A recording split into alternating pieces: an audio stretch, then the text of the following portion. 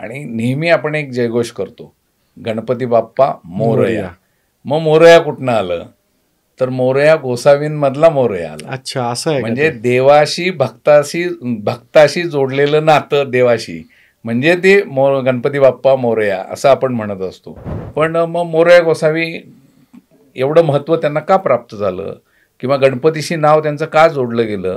मोरया गोसावींचे आई वडील म्हणजे पुण्यात आले, पुण्यानंतर मोरगावला गेले. मोरगावला त्यांनी गणपतीची उपासना करायला सुरू केली आणि त्यातनं बाळ जन्मलं, त्यांचं नाव त्यांनी मोरया ठेवलं. नमस्कार मित्रांनो, पिंपरी चिंचवड महानगरपालिका आणि पिंपरी चिंचवड महानगरपालिकेचा इतिहास हा आपण मागच्या भागात या विषयावरती श्रीकांत चौगुले यांचा प्रदीर्घ असा पॉडकास्ट ऐकला असाल. या पॉडकास्टला अत्यंत उत्तम प्रतिसाद मिळाला. लोकांनी अनेक शंका प्रश्न उपस्थित केले. त्यामुळं पिंपरी चिंचवडच्या इतिहासावरती या पॉडकास्टचा दुसरा भाग आपण आज प्रसारित करत आहोत. तर श्रीकांत चौगुले सर आज आपल्याला पिंपरी चिंचवड परिसरातील ऐतिहासिक वास्तू आणि पिंपरी चिंचवड परिसरातील ऐतिहासिक व्यक्तित्व याविषयी आपल्याला माहिती देणार आहेत. श्रीकांत चौगुले सर, नमस्कार. नमस्कार. नमस्ते सर. सर, पिंपरी चिंचवडच्या इतिहासाच्या अनुषंगाने सर्वात महत्त्वाची गोष्ट म्हणजे आपण पाहतो पिंपरी चिंचवडची महानगरपालिका. आत्ता आपली जी चर्चा चालली होती त्या चर्चेच्या अनुषंगाने प्रदीर्घ काळ पिंपरी चिंचवड महानगरपालिकेची जी आजची वास्तू आहे, तर बऱ्याच वर्ष ती भाड्याच्या वास्तूंमधनं सगळं ते कामकाज चालत होतं. तर त्याबद्दल एक हकीकत नेहमी सांगितली जाते, तर त्याबद्दल थोडंसं आम्हाला सांगा.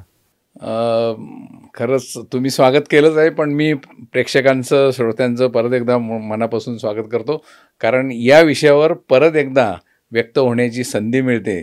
त्याबद्दल मिररचेही धन्यवाद आहेत. खरं तुम्ही म्हणालात तसं पिंपरी चिंचवड म्हटलं की श्रीमंती, आणि आशिया खंडातली श्रीमंत नगरपालिका असा एकेकाळी लौकिक होता. आणि मागं आपण विस्ताराने बोललो तसं पिंपरी चिंचवड हे 4 मार्च 1970 उदयाला आलेलं शहर, म्हणजे 4 ग्रामपंचायती विसर्जित करून निर्माण केलेलं शहर. मग त्याच्यामध्ये पिंपरी, चिंचवड, भोसरी आणि आकुर्डी ही 4 गावं आणि त्यांच्या ग्रामपंचायती विसर्जित केल्या गेल्या. मग आता नव्याने शहर अस्तित्वात आलं, म्हणजे एखाद्याचा नव्याने संसार सुरू होतो तेव्हा त्याला भांडीकुंडी नसतात, घरदार नसतं, तसा काहीसा प्रकार होता. म्हणजे पैसा जकातीमुळं होता पण वास्तू नव्हती. तर मग आता जे आंबेडकर पुतळा आहे त्याच्या डाव्या बाजूला समजानी ओझा म्हणून एक गृहस्थ होते आणि त्यांची एक इमारत होती. अच्छा. आणि त्या इमारतीमध्ये सुरुवातीला कारभार सुरू झाला आणि ती भाड्याची वास्तू होती. आणि म्हणून असं गमतीनं म्हटलं जातं की सगळ्यात श्रीमंत असणाऱ्या नगरपालिकेला स्वतःचं कार्यालयसुद्धा भाड्याच्या इमारतीत, अर्थात ते योगायोगाने झालं. आणि 70 पासून 87 पर्यंत म्हणजे जवळजवळ 17 वर्ष हे भाड्याच्या इमारतीतनं महानगरपालिकेचा कारभार चालला. आजही ती वास्तू आपल्याला पाहायला उपलब्ध आहे ना. म्हणजे सुरुवातीला एक वास्तू घेतली होती आणि मग तिथं काही सभागृह, अधिकारी बसण्याची जागा अशा गोष्टी होत्या, पण ती कमी पडायला लागली म्हणून दुसरी वास्तू शेजारी बांधली गेली. आणि 2 इमारती या महानगरपालिका होईपर्यंत, म्हणजे महानगरपालिकेची स्थापनासुद्धा त्याच वास्तूमध्ये झालेली आहे. आणि 1987ला आत्ता जी वास्तू आपण महानगरपालिकेची बघतो ती साधारण 4 एकरामध्ये आहे. तर त्या 87 पासून वापरात आली. आणि अजून एक सांगायला तुम्हाला आवडेल की आता त्याच्यापेक्षाही आधुनिक, भव्य दिव्य, बहुमजली आणि विस्तृत अशी इमारत नव्याने होऊ घातलेली आहे. त्याचं काम सुरू आहे. आता पिंपरी चिंचवड आणि पिंपरी चिंचवडचा इतिहास जेव्हा आपण डोळ्याखालनं घालतो, तो थोर गाणपत्य मोरया गोसावी यांचे संदर्भ येतात. अगदी जे पिंपरी चिंचवडशी अत्यंत त्याचं ते हेच आहे, म्हणजे ओळखच आहे. तर या संदर्भात पिंपरी चिंचवडच्या इतिहास आणि हे थोर व्यक्तित्व कारण महाराष्ट्रातले जे गणपती आहेत त्यांचं व्यवस्थापन पण मोरया गोसावी देवस्थान ट्रस्टच्या माध्यमातून संचलित केलं जातं वगैरे, आणि सगळीकडे बरोबर अगदी म्हणाल तुम्ही, बरोबर आहे. तर त्या संदर्भात पण जरा सांगा. तर म्हणजे आता सार्वजनिक गणेशोत्सव हा महाराष्ट्राचा मानबिंदू समजला जातो आणि नेहमी आपण एक जयघोष करतो, गणपती बाप्पा मोरया. मग मोरया कुठनं आलं तर मोरया गोसावींमधला मोरया आला. अच्छा, असं आहे. म्हणजे देवाशी भक्ताशी जोडलेलं नातं देवाशी, म्हणजे ते गणपती बाप्पा मोरया असं आपण म्हणत असतो. मग हे मोरया गोसावी आणि त्यांची संजीवन समाधी चिंचवडला आहे. मग आता हे मोरया गोसावींचं जर बघायला गेलं तर ती मंदिर हे ऐतिहासिक आहे, कारण त्याला जवळजवळ 366 वर्ष झाली आता ते बांधकाम करून. आणि त्या मंदिराच्या संदर्भामध्ये शिलालेखच आहे की मंदिराची उभारणी कधी केली वगैरे. तर ते 1600 साधारणतः 57ला बांधकाम सुरू झालं, 58ला पूर्ण झालं. त्याच्या बाजूचं म्हणजे गर्भगृह आहे, त्या गर्भगृहाच्या उजव्या बाजूला चौकटीच्या असा शिलालेखच आहे देवनागरीमधला. आता हे वास्तू संदर्भातलं झालं, पण मग मोरया गोसावी एवढं महत्त्व त्यांना का प्राप्त झालं किंवा गणपतीशी नाव त्यांचं का जोडलं गेलं हा एक कुतूहलाचा भाग आहेच. तसं बघितलं तर मोरया गोसावी हे निस्सीम गणेश भक्त, गणपतीची उपासना, गणेशाच्या संदर्भात असलेलं त्यांचं तादात्म्य आणि एक श्रेष्ठत्व यामुळं त्या ह्या गोष्टी घडल्याच. पण मग त्यांचं मूळ जर बघायला गेलं तर मूळ गोसावी आडनाव नाही आहे, मुळातले ते शाळीग्राम. मग शाळीग्राम तर कसं प्राप्त झालं तर कर्नाटकामध्ये बिदर जिल्ह्यामध्ये शाळी नावाचे गाव आहे, मग ते शाली गावचे म्हणून शालिग्राम. आणि मग मोरया गोसावींचे आई वडील म्हणजे पुण्यात आले, पुण्यानंतर मोरगावला गेले, मोरगावला त्यांनी गणपतीची उपासना करायला सुरू केली आणि त्यातनं बाळ जन्मलं, त्यांचं नाव त्यांनी मोरया ठेवलं. अच्छा. आणि मग मोरया गोसावी तिथं मोरगावला राहत असतानाच नयन भारती नावाचे गुरु त्यांना भेटले आणि गुरुच्या सान्निध्यात त्यांनी अनेक उपासना केल्या, त्यामध्ये गणपतीची पण उपासना आहे. आणि या उपासनेमुळं त्यांना काही सिद्धी प्राप्त झाल्या. आणि मग त्या सिद्धी प्राप्त झाल्यानंतर असं म्हटलं जातं की गो म्हणजे इंद्रिय, आणि त्या इंद्रियावर जो स्वामी होतो तो गोस्वामी, आणि म्हणून त्यांना इंद्रियावर विजय मिळवणारा गोस्वामी असं म्हटलं गेलं. पण त्यांचा नंतर अपभ्रंश असा झाला आणि ते गोसावी म्हणायला लागले. आणि मग अशा पद्धतीनं खरं तर ते त्यांचा लौकिक तिथे झाला आणि लौकिक झाल्यावर खूप लोक जमायला लागली आणि मग लोक जमायला लागल्यावर त्यांची साधना होईना. मग त्यावेळेला ते नदी काठाकाठानी चालत चालत भ्रमंती करत आले. आणि मग पिंपरी चिंचवड परिसरामध्ये आत्ता काटे पिंपळ किंवा पिंपळे सौदागर म्हणतात त्या ठिकाणी मंदिरामध्ये काही महिने त्यांनी वास्तव्य केलेलं आहे. त्याच्यानंतर त्याच नदीच्या काठाने पुढे गेले, थेरगावला गेले आणि तिथं थेरगावला किवजाई नावाचं मंदिर आहे, त्या मंदिरात काही काळ राहिले. आणि मग त्या ठिकाणी चिंचवडकरांनी त्यांना त्या मंदिरातनं चिंचवडला नेलं आणि चिंचवडला नेल्यानंतर चिंचवडला ते वास्तव्य होतं, त्यांची साधना होती. आणि त्यानंतर त्यांनी चिंचवडला जिवंत समाधी 1531 घेतली. आणि मग त्या जिवंत समाधीनंतर म्हणजे आता ते जरी साधू असले पण संन्यासी नव्हते, गृहस्थ होते. आणि त्यामुळं त्यांचा विवाह झालेला होता, त्यांना मुलगा होता ते चिंतामणी महाराज. मग मोरया गोसावींनी समाधी घेतल्यानंतर त्या समाधीच्या ठिकाणी म्हणजे ती संजीवन समाधी होती आणि पूर्वीच्या काळी समाधीच्या ठिकाणी चौथरा उभारत. आणि मग त्या चौथऱ्याच्या ठिकाणीच चिंतामणी महाराजांनी समाधीनंतर 125 वर्षांनी 1659ला मंदिर उभारले. आणि मग ते ऐतिहासिक मंदिर हे मोरया गोसावींचं. तशी काही ऐतिहासिक पत्र पण उपलब्ध आहेत, त्या ऐतिहासिक पत्र देवस्थानला खर्चासाठी दिलेली रक्कम. एक चांगली गोष्ट अशी आहे की देवस्थान हे संस्थान होतं, म्हणजे केवळ एक हे नाही तर त्या संस्थानाला राजाश्रय होता. आणि म्हणून शिवकालापासून पेशवेकालापर्यंत साधारण 150-200 वर्षाचा कालखंड जर आपण बघितला तर या काळामध्ये कमीत कमी 16 ते जास्तीत जास्त 58 गावं, एवढी गावं इनाम दिलेली वेगवेगळ्या इनामपत्रातून आपल्याला दिसतात आणि ह्या सगळ्याचे कागदपत्र देवस्थानकडे आहेत उपलब्ध. एवढंच नाही तर औरंगजेबाने सुद्धा संस्थानला दिलेली म्हणजे जी गावं आहेत ते इनाम कायम ठेवलेलं आहे. म्हणजे जरी भाग ताब्यात आला तरी इनाम कायम ठेवलेलं आहे.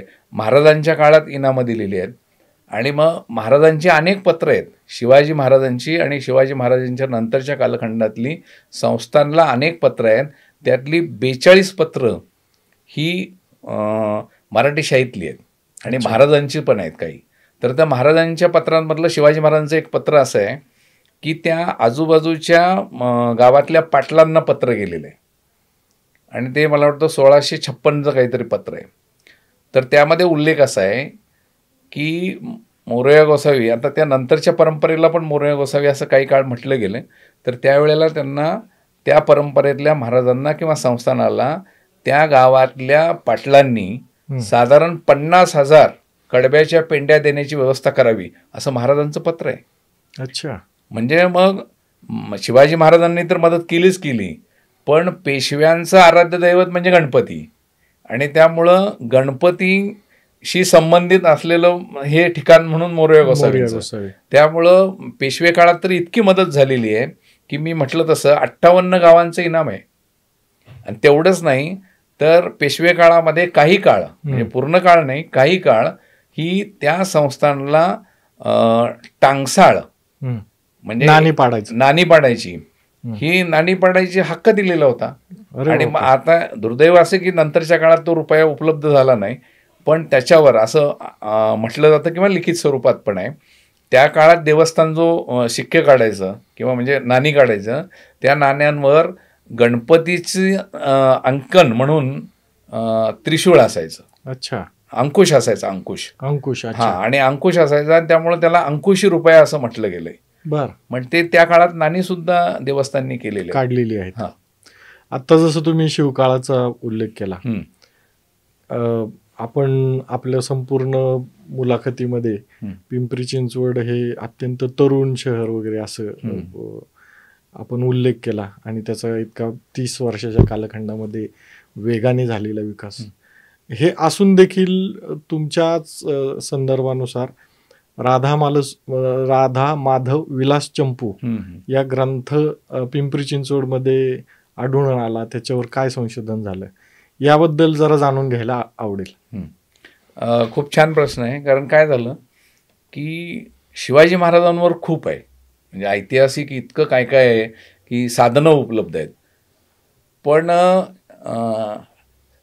स्वराज्याची प्रेरणा ज्यांच्याकडनं मिळाली ते शहाजी राजे.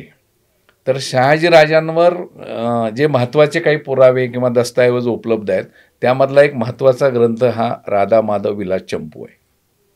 आणि विका राजवाड्यांना साधारणतः 125 वर्षांपूर्वी हा चिंचवडला मिळाला. अच्छा. म्हणजे चिंचवड हे तसं ऐतिहासिक आणि समृद्ध गाव, म्हणजे पेशवे काळामध्ये राजाश्रयत्र होता, मोरया गोसावींची परंपरा आहे आणि त्यामुळं विद्वानांचं आश्रय असलेलं पण गाव असं. आणि म्हणून तिथे रबडेवाड्यामध्ये खूप असे पोथ्या, हस्तलिखित ग्रंथ हे रबड्यांच्या माळ्यावर ठेवलेले होते. आणि मग विका राजवाडे त्या काळात सगळीकडं महाराष्ट्रात जे जे काही मिळेल ते शोधत होते. बरोबर आहे. मग त्यावेळेला त्यांनी बघितलं तर ते पावसामध्ये काही पोथ्या भिजल्यात, काही निकामे झाल्यात, काही खराब झाल्या होत्या आणि त्यातला एक ग्रंथ हा मिळाला त्यांना. तर तो ग्रंथ जयराम पिंडे नावाच्या व्यक्तीने लिहिलाय.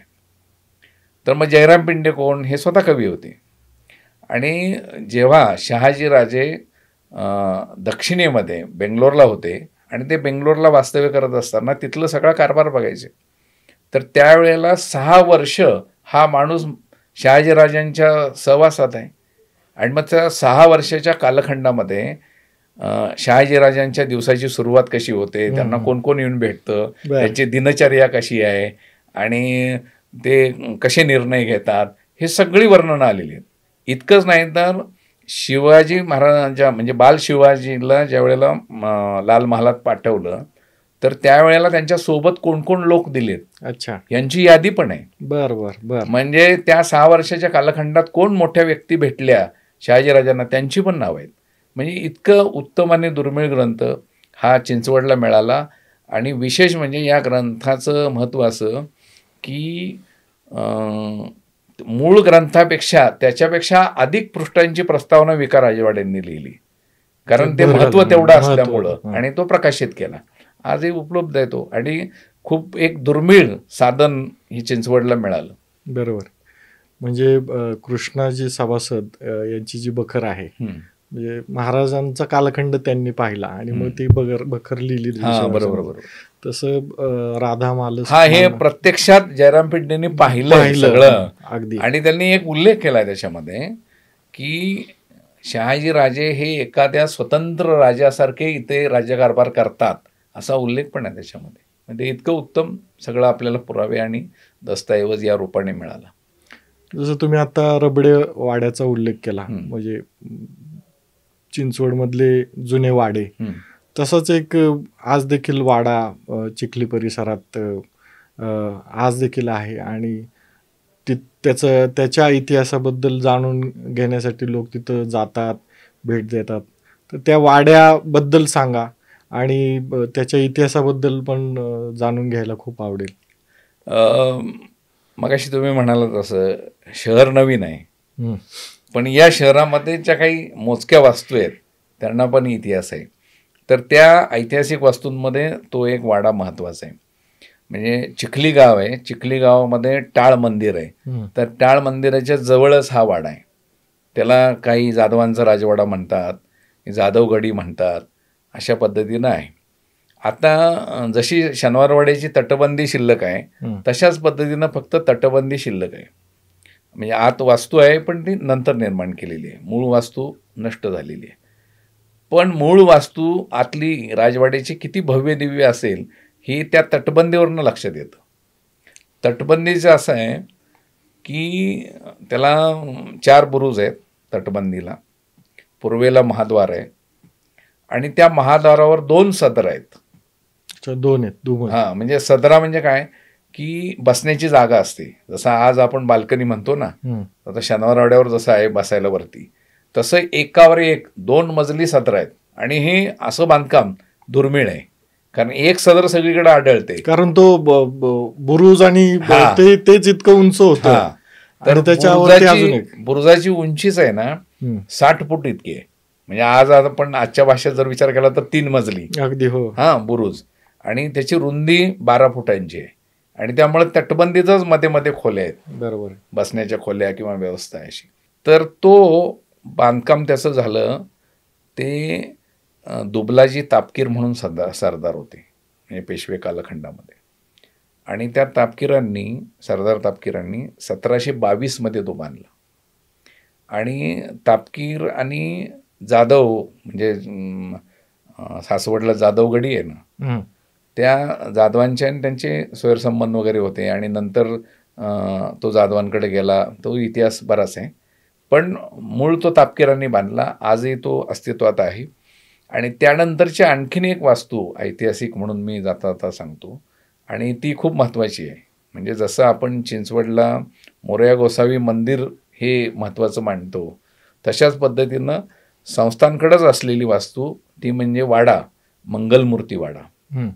तर मंगलमूर्ती वाडा हा पण साधारणतः 1764ला बांधला गेला.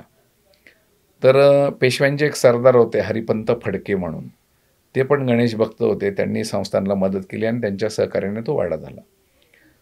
तर प्रत्येक कालखंडाची काही वैशिष्ट्ये असतात आणि त्या वैशिष्ट्यानुसार स्थापत्यशैली विकसित होत असते. तर पेशवे काळातला ही एक वास्तू आहे, म्हणजे पेशवेकालीन शैली म्हणून एक विकसित झाली गेली. म्हणजे आता तुळशीबागेतलं राम मंदिर बघितलं किंवा अनेक मंदिरं या पेठांमधली बघितली तर ती पेशवेकालीन आहेत. मग पेशवेकालीन बांधकामाची वैशिष्ट्ये काय, तर लाकडाचा अधिकाधिक वापर आणि लाकडाच्या सुंदर महिरपी कमानी आणि छतावर सुद्धा लाकडाचं नक्षीकाम आणि हांड्या झुंबरांचा अधिक वापर, अशा पद्धतीनं पेशवेकालीन बांधकामाची वैशिष्ट्ये आहेत.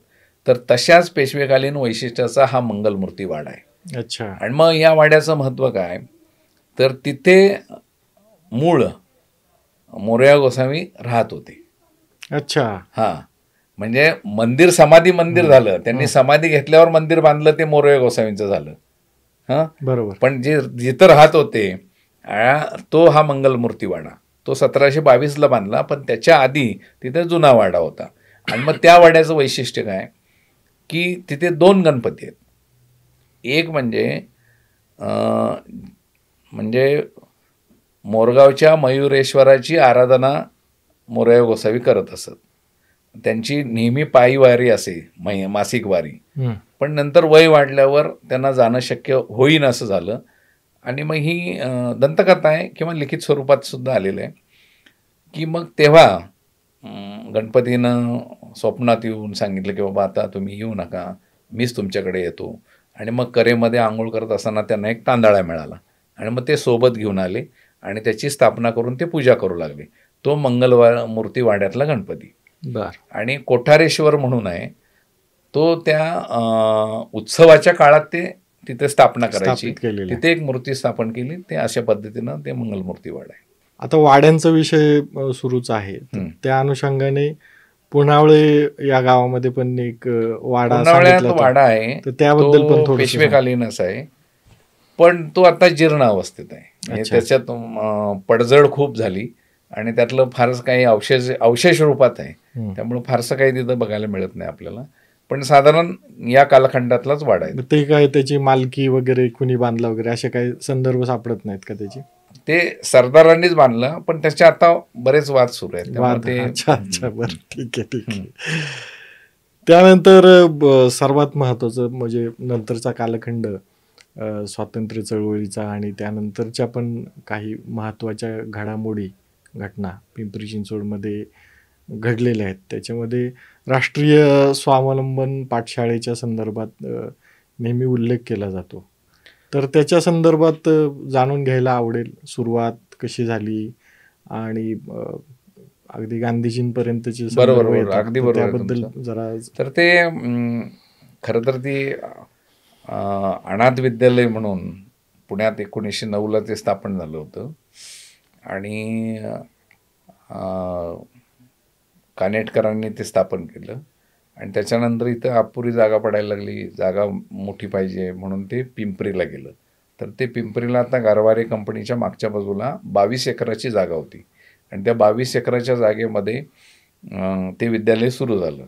ते साधारण कसं होतं की कमवा आणि शिका अशा पद्धतीनं काम करून म्हणजे विद्यार्थ्यांना शिक्षण दिलं जायचं. मग 1900 तिथं 5 इमारती बांधल्या गेल्या त्या परिसरामध्ये. मी त्यात काही निवासासाठी, शिक्षणासाठी, एक दवाखाना होता, धर्मार्थ दवाखाना. आणि मग त्या एका इमारतीच्या उद्घाटनाला म्हणून महात्मा गांधीजींना बोलवलं होतं.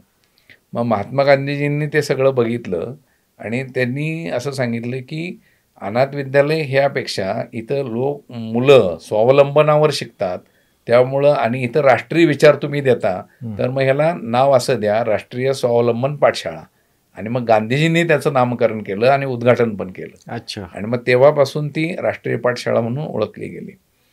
आता तिथे काय असे विद्यार्थी होते की ते काही प्रौढ पण होते, काही मोठे विद्यार्थी होते.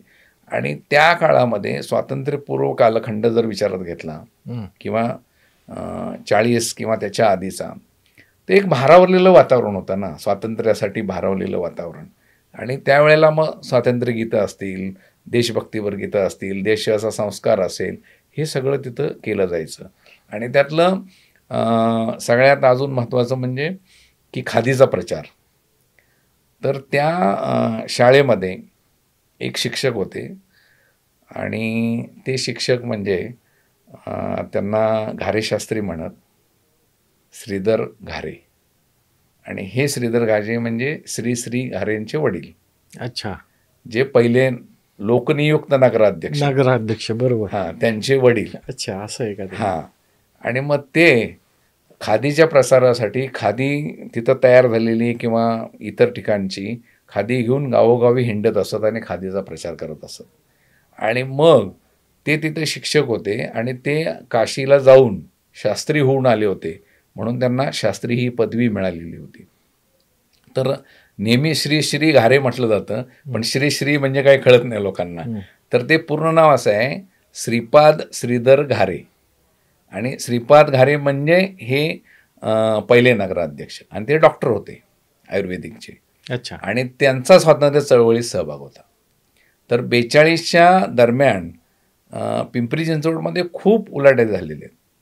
म्हणजे आता ते इतकं काय काय झालेलं आहे ना, तर 1 ऑक्टोबर 1942ला पिंपरी चिंचवड म्हणजे घारे असतील, त्या परिसरातले अनेक नाव आहेत, म्हणजे खूप असे जवळजवळ 15-20 लोकांनी त्या काळातली अम्युनिशन फॅक्टरी, पुण्यातलं आकाशवाणी केंद्र आणि इतर सरकारी यांना मुळशी धरणावरनं लाईट येत होती टाटाच्या इकडनं.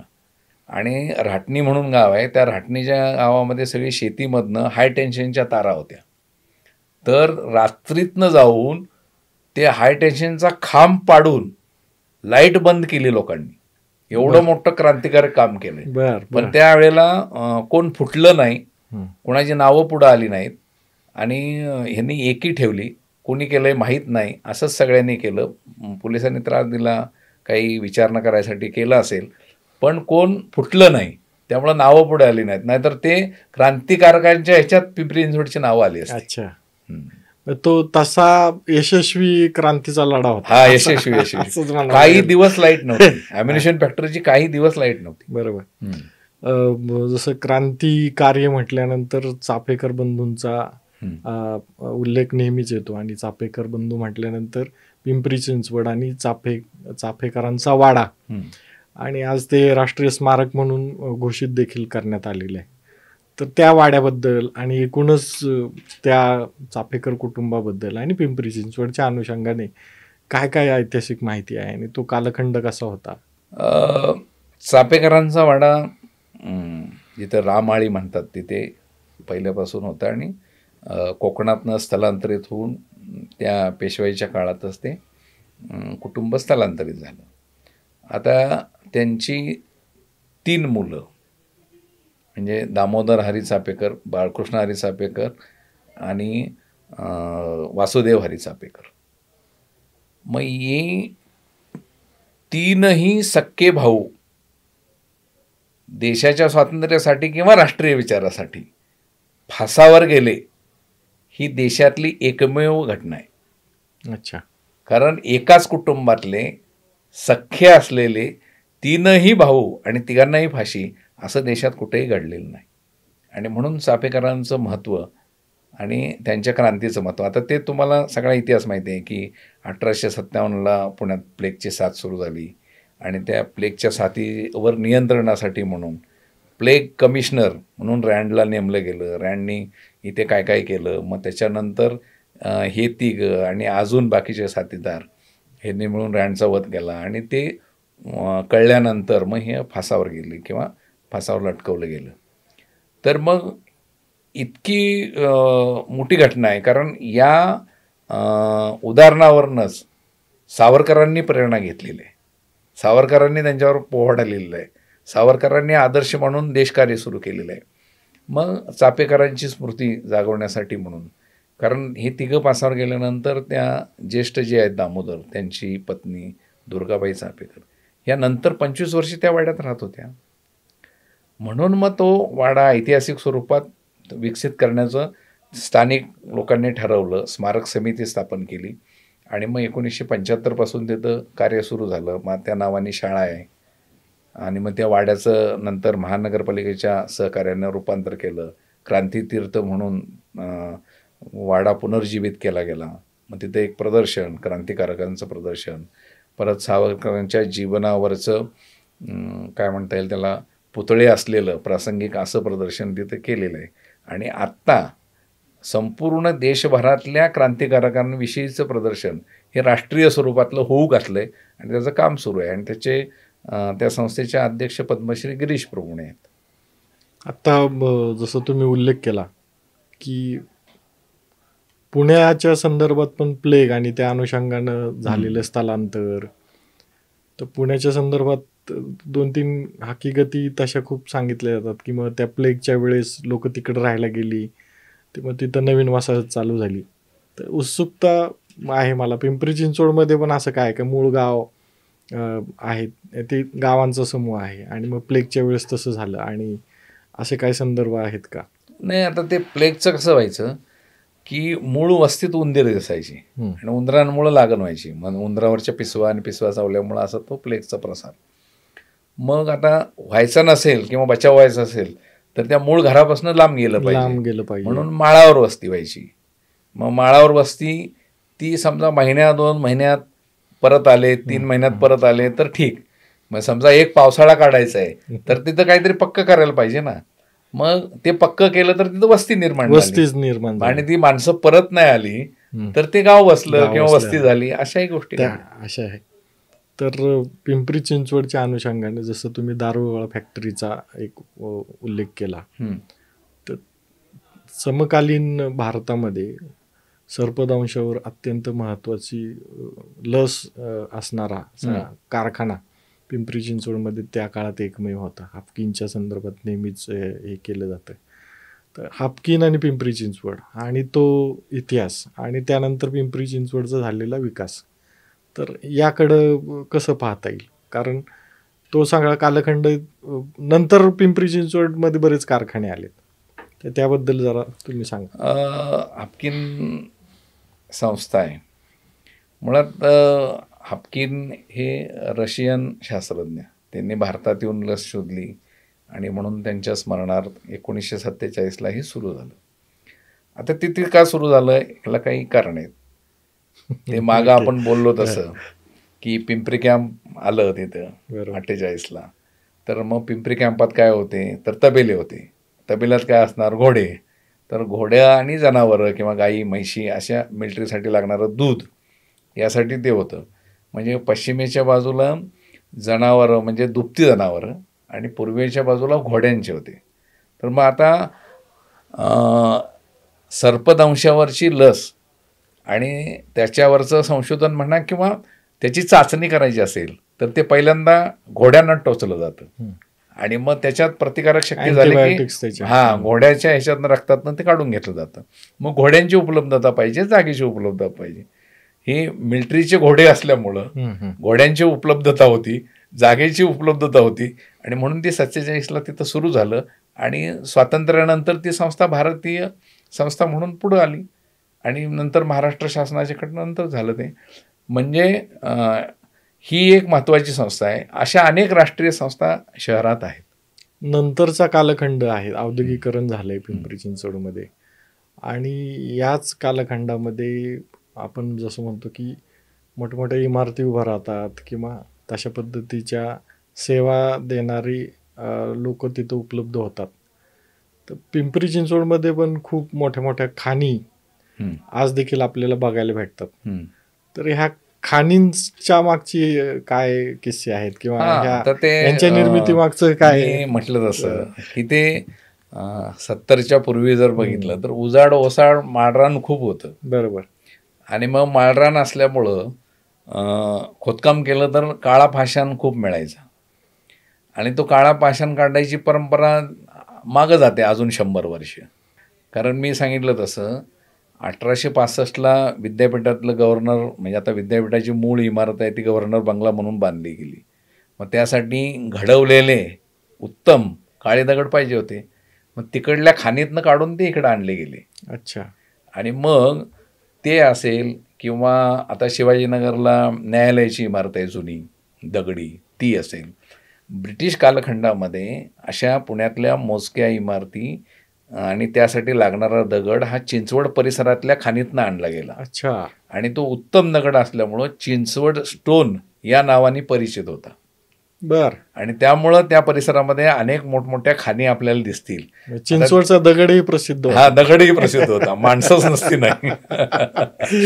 आणि आता एक सांगतो तुम्हाला की बर्ड व्हॅली म्हणून आहे. बरोबर. बर्ड व्हॅली उद्यान महानगरपालिकेने डेव्हलप केले. ते तळं आहे मोठं. बरोबर. पण ते तळं नैसर्गिक नाही, तर ती तळं म्हणजे मोठी खाण आहे दगडाची. बरोबर. आणि त्या दगडाच्या खाणीच्या अवतीभोवतीचा परिसर विकसित करून बर्ड व्हॅली डेव्हलप केले. तर अशा पद्धतीनं अनेक उद्यानं ही तिथे झाली किंवा काही कंपन्यांच्या हद्दीत खाणी गेल्या, त्या कंपन्यांनी बुजवल्या पण ज्या आहेत त्या अशा पद्धतीनं आपल्याला अजूनही दिसतात.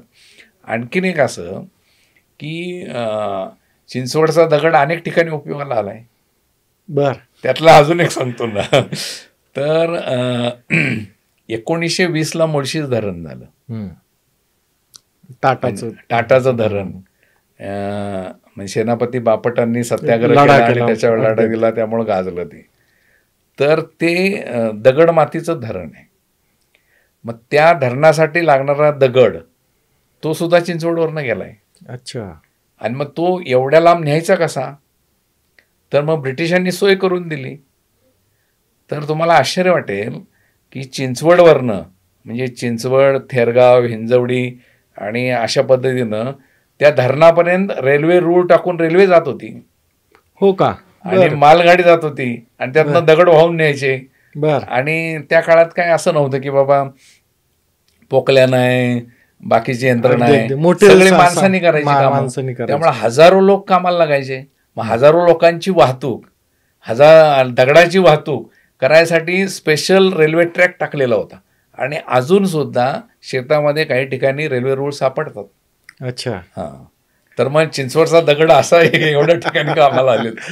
म्हणजे जर काही रेल्वे मार्ग नवीन निर्माण करायचे झाले तर हा एक निश्चित ऐतिहासिक मार्ग ठरेल, नाही का. दुसरं प्राधिकरणाच्या अनुषंगाने जे नंतर नवनगर आहेत आणि त्यानंतर मग पिंपरी चिंचवडचं झालेला विकास, तर या अनुषंगाने थोडंसं सांगा त्याचा इतिहास. म्हणजे पिंपरी चिंचवडला जर सहज चक्कर मारली आणि एखाद्या नवीन माणसाला जर प्राधिकरणातनं फिरवलं तर तो म्हणेल काय सुंदर आहे हे, अत्यंत नियोजनबद्ध, विकसित असं शहराचं सौंदर्य. मी तर म्हणतो पिंपरी चिंचवड शहराचा सौंदर्यपूर्ण चेहरा म्हणजे प्राधिकरण. आता कसं झालं की 70ला नगरपालिका झाली. मग तिथल्या कामगारांना तिथेच राहायला जागा मिळावी आणि एक सुनियोजित शहर विकसित व्हावं म्हणून 1972ला पिंपरी चिंचवड नवनगर प्राधिकरण अशा नावाने प्राधिकरण स्थापन झालं. आणि मग तिथल्या सगळ्या गावांच्या जमिनी या आरक्षित करून, म्हणजे 72ला झाल्यानंतर जमिनी आरक्षित करणं, त्याच्यावर प्लॅन तयार करणं, शासनाकडं पाठवणं आणि 78ला तो प्लॅन मंजूर झाला. मग त्या प्लॅनमध्ये काय होतं, विकास आराखडा ज्याला म्हणतो आपण, तो 42 पेठा होत्या. आणि त्या 42 पेठांमध्ये प्रत्येक पेठेत 10,000 लोकसंख्या सामावेल अशा पद्धतीचं उत्तम नियोजन केलेलं होतं.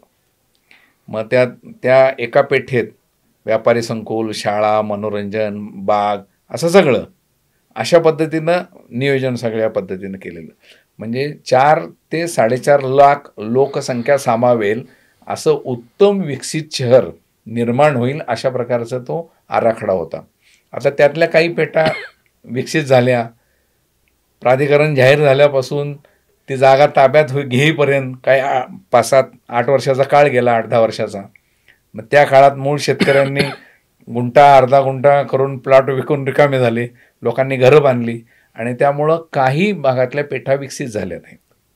पण ज्या काही विकसित झाल्या त्या सुंदर स्वरूपात झाल्या. आणि त्यामध्ये अजून एक असं नियोजन केलेलं होतं की अल्प उत्पन्न गट, म्हणजे ज्याचे उत्पन्न कमी आहे अशांना कमी स्क्वेअर फुटाची घरं, ज्यांना रो हाऊस पाहिजे त्यांना तशा पद्धतीची, ज्यांना बंगलो प्लॉट पाहिजे त्यांना तशा पद्धतीचे, आणि जे झोपडपट्ट्या शहरामध्ये आहेत त्या झोपडपट्टी धारकांना सुद्धा हक्काचं घर मिळावं म्हणून महानगरपालिकेच्या मदतीनं त्यांना काही अल्पशा मोबदल्यात घर बांधायला जागा, आणि त्यातनं ओटा स्कीम, आज जे म्हटलं जातं ना ओटा स्कीम, त्या 2 पेठा राखीव ठेवल्या होत्या आणि त्या 2 पेठांमध्ये ही ओटा स्कीम अस्तित्वात होती. ते एक मॉडेलच संपूर्ण देशासाठी. म्हणजे झोपडपट्टीतल्या माणसापासून उद्योगपती बंगल्यात राहणारा इथपर्यंत सगळ्यांना सामावून घेईल अशा प्रकारची उत्तम रचना करून, आणि ते पण म्हणजे वाल्हेकरवाडीपासून मोशी प्राधिकरणापर्यंत एक मोठा 8 पदरी स्पाईन रोड त्याच्या बाजूला त्याला जोडणारे उपरस्ते आणि आधेमध्ये बाग बगीचा सगळं उत्तम नियोजित, म्हणजे शहराचं सुंदर रूप काय तर प्राधिकरण. आता पिंपरी चिंचवड शहर विकसित होण्यामध्ये जसं महानगरपालिका आहे तसं नगरपालिकेबरोबरच हे प्राधिकरण आणि MIDC या 2 संस्था खूप महत्त्वाच्या आहेत. कारण MIDC सुद्धा नियोजनबद्धरित्या प्लॉट विकसित केल्यामुळं, रस्ते सोडल्यामुळं, त्यांनी पण काही निवासी भूखंड विकसित केल्यामुळं शहर उत्तमरित्या विकसित झालं. त्यामुळे या तिन्ही संस्थांचं श्रेय आहे. पिंपरी चिंचवडच्या अनुषंगाने मोरया गोसावींच्या बद्दल नेहमीच एक उत्सुकता आणि एक आध्यात्मिक वलय राहिलेलं आहे. तर मोरया गोसावींच्या संदर्भात जर तुम्ही त्यांचा गोसावी आडनावाचा हे सांगितला, इतिहास सांगितला, त्यांचं अजून एक आडनाव नेहमी चर्चेला येतं, देव. आणि त्या अनुषंगाने मग ते असं वाटतं की हे वेगळं व्यक्तित्व आहे का, किंवा त्या संदर्भात नक्की इतिहास काय सांगतो? आता मोराई गोसावी किंवा त्याच्यानंतरच्या 7 पिढ्यांमध्ये देवत्वाचा अंश होता असं म्हटलं जातं. अच्छा. म्हणजे ही लोकभूमिका झाली. पण दुसरे संदर्भ जर विचारात घेतले ना, तर मोराई गोसावी, त्याच्यानंतर त्यांचे चिरंजीव चिंतामणी महाराज. आता चिंतामणी महाराजांचं कार्य खूप मोठं आहे, कारण त्यांनीच मोराई गोसावींचं समाधी मंदिर बांधलं. मग त्याच्यानंतरच्या पिढीने सुद्धा चिंतामणी महाराजांची दखल घेतली आणि आत्ता मोरया गोसावींचं जे मंदिर आहे, समाधी मंदिर, त्याच्या बरोबर समोरच्या बाजूला चिंतामणी महाराजांची समाधी आहे. म्हणजे ही 2 मुख्य मंदिर आहेत.